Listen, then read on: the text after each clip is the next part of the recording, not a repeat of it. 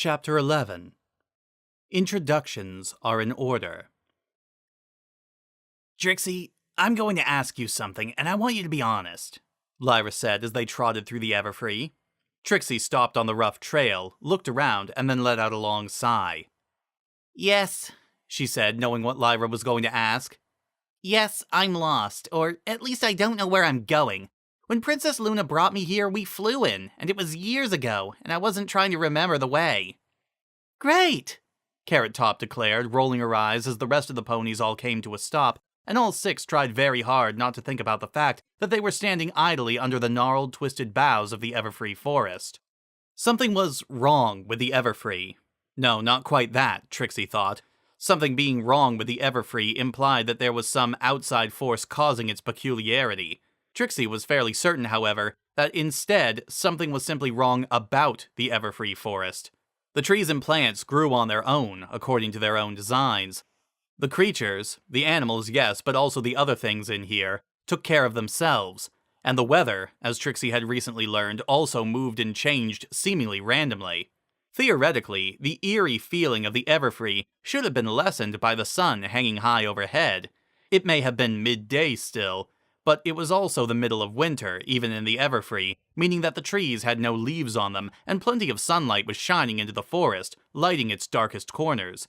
On the other hoof, not only was the sun shining in the clear blue skies, still faintly studded with stars beyond the disk's glare, but it seemed to be burning with more intensity than was natural for the season. The snow and ice that blanketed the Everfree was melting quickly, making the air unexpectedly stifling, especially for six ponies clad in winter capes and hats. The two unicorns in the group, at least, were grateful that they had thought to leave their additional articles of clothing behind at Carrot Top's. Hang on, Raindrop said, beating her wings and rising. I'll see if I can get us a point of reference or spot the ruins. The other five ponies watched her rise into the sky, then looked between each other awkwardly. So far, their valiant quest to save Equestria and its ponies had amounted to a walk through a humid forest full of melting snow, bothered only by their imaginations and the stories of the place. The silence stretched. After a moment, it continued to stretch. And eventually, it proceeded to continue to stretch. Some pony! Carrot Top broke the silence at last, eliciting a startled jump from Trixie and Ditsy-Doo both, though the others handled it somewhat better. Please just say or do something so I can stop thinking about the past few hours! There was a pause that threatened to become another bout of awkward silence before Cheerilee spoke up. Well, she said, apart from Lyra, I don't know most of you very well, so how about we start with that? She nodded to herself at the thought. Just like on the first day of class, or when a new student comes in, they introduce themselves and say a little about... She trailed off after a moment at the looks from the other ponies, and hung her head. Sorry, stupid idea. Ditsy-Doo shifted uncomfortably for a moment, before stepping forward. Hi, every pony, she said, her voice somewhat monotone. I'm Ditsy-Doo. I deliver the mail to you, she pointed to Lyra. And you. Or I will once you start getting some. She pointed to Trixie, then finished by pointing straight up. And to Raindrops. I have a very severe case of strabismus, walled eyes, and I have since I was born. She thought a moment, scratching the back of her head with one hoof in thought before chuckling. And I'm a horrible judge of character when it comes to stallions. Her low laughter prompted similar chortles from the other ponies. Trixie assumed that Ditsy was referring to whatever circumstances saw her carrying and raising Dinky-Doo at so young an age. It was probably a good sign that Ditsy-Doo was able to laugh at the situation. Cheerilee nodded. Oh, she said. And your cutie mark, your special talent? Ditsy-Doo blinked. She said, looking at her flank, where 7 bubbles floated. Air currents. I'm really good at feeling air currents, even tiny breezes. I'd probably be a weather pony if not for my disability. Cheerilee offered a polite series of hoof stamps for Ditsy-Doo, and the other 4 ponies, despite themselves, joined in. Okay, she said. Who's next? Me, Lyra volunteered. Trixie did not find it surprising that the 2 ponies who'd personally lost some pony were more eager to take part in Cheerilee's little exercise to try and forget about Corona stealing their loved ones. Lyra Heartstrings, My special talent is music, especially strings, and especially the lyre. But I can play just about anything you put in front of me, and I'm a good singer, too. I've just spent 3 years at Luna's Magic Academy on a music scholarship, and She got up on her hind legs, wobbling a little before balancing. Can do. She began leaning backwards, almost falling over, but her forelegs arched over her head in a thoroughly painful-looking position. This! The 5 ponies stared at Lyra. When their horn nearly brushed the ground beneath her, legs splayed out unnaturally, and with a grin on her face. Ew, Trixie declared. Ew! Doesn't that hurt? Carrot Top asked. Lyra let herself fall onto her back before picking herself up. Not really, she remarked. I'm double-jointed pretty much everywhere. Ew, Trixie repeated. Lyra stuck her tongue out at her, prompting another round or two of laughter from the group. Thankfully, Lyra didn't seem to have, or else chose not to demonstrate, any facial contortion talents. That was interesting, Cheerilee decided. I'll go next. I was born in Ponyville, and I've lived there my whole life. I teach the elementary school there. My cutie mark, she turned slightly, presenting her right flank to the other 4 ponies, showing off the trio of blossoming yellow flowers, each of which had smiling faces on them, represent my love of seeing my students learn, grow, and eventually blossom into whatever livelihoods they want. There was a moment of silence. And? Carrot Top asked. Cheerilee offered a slight chuckle, blushing. That's really it. I've kind of been so concerned with getting a teaching license over the past few years and then making sure that my first school year goes well, that I haven't really done much else or anything. Oh, come on, Lyra objected. Even I've had time to see Bonbon every now and then, and you were never that shy before I left. There's gotta be some pony. Cheerilee was probably blushing, but with her coat color, it couldn't be seen. She shook her head. Not really, no. We'll have to fix that, Lyra said, tapping a hoof to her mouth in thought. Oh, here's an idea. Trixie's really friendly after a few drinks. She'd probably... Excuse me? Trixie interrupted. Hush, I'm speaking for you, Lyra commanded. That prompted considerably more earnest laughter from Carrot Top, Lyra, and Ditsy Doo, while probably Cheerilee and definitely Trixie continued to blush furiously. I'm not into mares, Trixie interrupted. That's not what you said a few nights ago, Lyra observed. Me and Bonbon and Pinkie Pie. That was bourbon. The bourbon is equal opportunity. I'm not into mares. Cheerilee managed to laugh at that, and even Trixie couldn't suppress a slight grin. I'm not either, actually, she assured Trixie, as she turned to Carrot Top. Okay, Carrot Top, how about you? Her fellow Earth pony followed the established pattern of showing off her cutie mark. You can probably guess what my special talent is, she said of the 3 carrots emblazoned on her flank. I was actually born in the city, though, in Philadelphia. But I used to come down to Ponyville to help my grandparents during the summers and the harvests. I was studying to be a... She trailed off a moment in thought before shaking her mane. I don't even remember. It wasn't important, never really held me much. I love the farm too much, and I earned my cutie mark when I realized how much when my grandparents first told me how good I was at planting and tending and harvesting and so on. When my grandparents passed on, well, my parents have their own lives in Philadelphia, but all I wanted was to keep Golden Harvests, that's my farm's name, in business. Didn't want the farm just sold off. I've been managing. She grimaced as she looked at Trixie. In all honesty, the festival helped. It helped a lot. You were right. The smaller farms in Ponyville shouldn't just sit on the sidelines and let the apples run roughshod over us. Trixie shook her head. That doesn't make what I did right. It means you did the right thing for the wrong reasons, Carrot Top countered. You said you were sorry, that's what's important. By now, every pony was looking expectantly at Trixie. The blue unicorn blinked as she realized this, looking up. What is taking raindrops so long? She asked nonchalantly. Come on, Trixie, Cheerilee said. The rest of us have opened up. You're the one I was most curious about, though. Yeah, Ditsy Doo confirmed.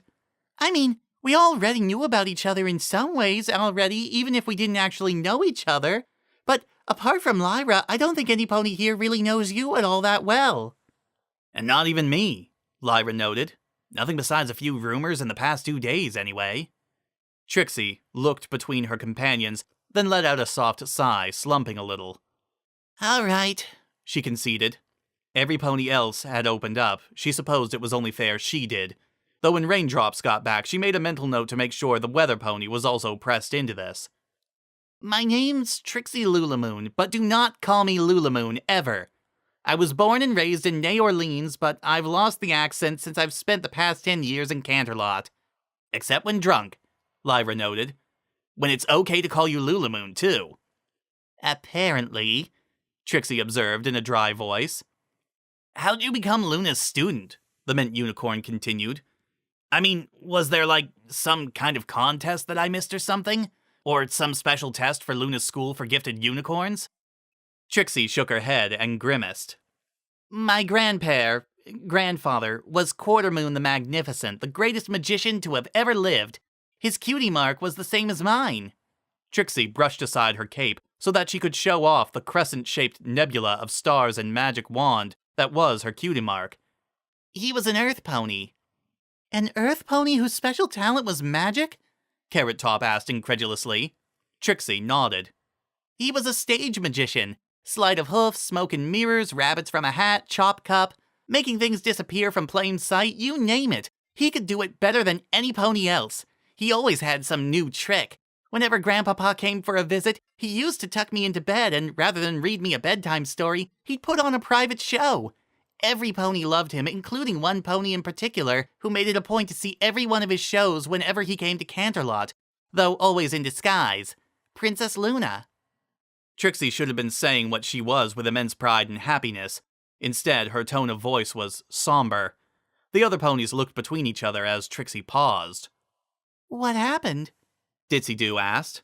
Trixie shrugged. He got old, she said, but wouldn't admit it. Until one day on stage in Canterlot, he collapsed. Liver failure. Luna dropped her disguise and personally took him to the nearest hospital. My entire family was rushed up from New Orleans to see him. No pony wanted to tell me what was happening, but I figured it out, or at least put things together as best I could for a filly. I knew he was dying, and I knew that meant he was going to go to sleep, and he wasn't going to wake up. Ever. And I knew that if that was happening to me, that I'd want him to give me a magic show before I went to sleep. So I somehow managed to convince my aunt and uncle, his doctors, and Luna to let me put on one for him. It was while I was doing this for Grandpapa that I earned my cutie mark, since I realized how much I loved doing magic, spells and sleight of hoof both, and loved doing it for an audience, for ponies in general. The other ponies glanced between each other. The earning of a cutie mark was usually something joyous and filled with wonder and glee. Very often it ranked as the happiest moment of any pony's life, or close to it. For Trixie, though, there didn't seem to be any happiness. So you earned your cutie mark, cheerily observed. Well, basically telling a bedtime story to your own dying grandfather. That's the saddest thing I've ever heard. Trixie laughed at that. Not ironically, but a full, deep laugh at the memory, which startled the ponies from their somber thoughts. I haven't told you about the show yet, that was the sad part, she reminisced. It was the worst ever. My sleight of hoof was awful, even for just a filly. I botched one trick in particular and flipped a bedpan and it ended up on my head. Thank the stars it was empty. Trixie leaned forward a little, one hoof at her stomach as she laughed. At the thought of a filly Trixie wearing a bedpan for a hat, the other mares began laughing as well. Grandpapa heckled me something awful, Trixie continued after the laughing had died down. But he also gave me pointers, and he was enjoying my show and what it meant. After I was done, Grandpapa said that I was the worst magician alive, but that I had potential and more talent than he'd had at the same age, and not to give up. And that was the last time I saw him alive. He died early the next morning. At the funeral, Luna came up to my family and I. She said that ponies with magic as their special talents are rare, but ponies with doing magic for others are 1 in a million. She offered me her personal apprenticeship. My family agreed, I accepted, and, well, here I am saving the world. And trying to ruin festivals, Carrot Top observed. No, that was before, Ditsy Doo pointed out before Trixie could respond. Now it's saving the world. She can get back to ruining things later. Are you kidding? Trixie asked, suppressing her desire to snark at Carrot Top over her comment. If we make it through this alive, I'm going to lock myself in a distillery for a week. Lyra chuckled at that. Lulamoon's more fun than Trixie anyway. We are not calling drunk me Lulamoon, Trixie insisted, blushing furiously. We're not. You're not, cheerily corrected, tapping a hoof to her mouth as she considered it. I think we're going to. Every pony began laughing at that, even Trixie. The comment wasn't all that funny in and of itself, but given the stress and pain of the last few hours, it felt good to just unwind and laugh, even if only for a little while, forgetting the dire situation they were in and pretending that they were just by themselves in a warm house somewhere. Hey, what did I miss? A voice called from above the 5 ponies. Looking up, they saw raindrops overhead, coming in for a smooth landing beside the other 5. Cheerilee pointed at her. Cutie mark and embarrassing personal details now, she ordered. The other mares, besides Raindrops, burst out in a fresh round of giggles, as Raindrops simply looked between them like they'd lost their minds. Okay, the Pegasus ventured. So we're just going to sit here and laugh instead of saving Equestria and the kidnapped ponies, then? That managed to kill the mood rather thoroughly. It was Cheerilee's idea, Carrot Top explained. We were getting to know each other rather than thinking about, well, everything, and it was working. Raindrops opened her mouth to speak, but was interrupted by a new voice from behind the ponies. How strange it was to hear laughter in my ears, the deep, though still obviously female voice said. When this forest usually brings out ponies' fears, but I found it a pleasant sound though danger presses all around. The collective mares all turned to look and found themselves staring at a pony, or at least a being in pony's shape. Her coat was striped in light and dark gray, standing in stark contrast to the bright golden rings at her ears, around her neck, and around the front right leg.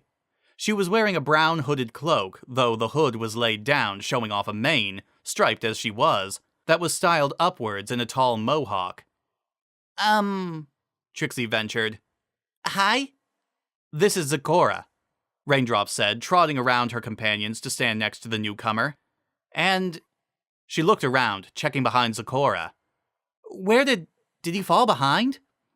My companion you seek? A good pace he normally keeps, Zecora said.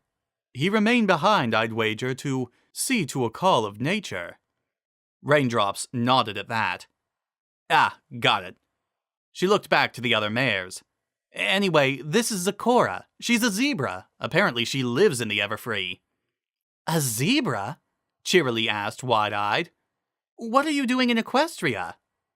My people's traditional shaman test, Zecora said, nodding her head. I have come here on my spirit quest. Great power did I feel stirring, and so I came here unerring. The zebra grimaced as she glanced upwards. Though I did not know I sought the sun spirit, you ponies are right to fear it. And you live in the Everfree? Ditsy Doo asked. How is that possible? Zecora offered a knowing smile. Compared to the dangers of my homeland, the perils of the Everfree are easy to stand. I found her while looking around, Raindrops observed, plus her companion. They said they know the way to the palace ruin, and they're willing to help us get there. Z's willing, a new voice said. I don't want to go near that place, but no one cares what I think. Being the third time some pony had appeared out of nowhere, the gathered mares thought themselves prepared for whoever was trudging through the path covered by melting snow. They were wrong for several reasons. He was about half as tall as Lyra, the tallest pony in the group. He was colored purple and green. Specifically, he was covered in purple and green scales. He also walked upright on 2 legs, and he was emphatically not a pony. Instead, a being with a large-eyed head, a mouthful of sharp teeth, 2 short arms extending in 4-fingered hands, and a short tail, with green spines running down his back. Unlike every pony else, he wasn't wearing anything to ward off the cold of the snow, but he didn't seem particularly bothered by it either. Ah, Zecora observed. In this foreign land he has been my boon companion. I would like to introduce Spike, the baby dragon. Hi, Spike said with a wave. The ponies stared. Spike stared back. After several moments, he started making poses, flexing his muscles. I know, right? He asked, waving his brow slightly. But baby dragon, Lyra observed, trotting forward. What's a dragon doing in Equestria? Spike shrugged. I don't know. The ponies stared. Interestingly enough, Zecora was among them. What? I don't remember what I was like when I was a hatchling. Do you remember what you were like when you were all newborns? Okay, Cheerilee said. How about afterwards? Spike shrugged again, then pointed to Zecora. Don't remember anything before meeting Z. We were both strangers in a strange land, so we've been hanging out. Trixie blinked. And thus was our surrealism quota filled for the day, she observed. With due respect to you pony folk, Zecora said, the Sun Spirit's freedom is no joke. I do not wish to appear callous, but we should make haste to the ruined palace. The mares tore their gazes away from Spike, then nodded almost as one. All right, Carrot Top said. Lead on. Okay, Spike said with a sigh as Zecora and the ponies turned and the latter began to follow the former. Let's go back to the place filled with all sorts of horrible death traps.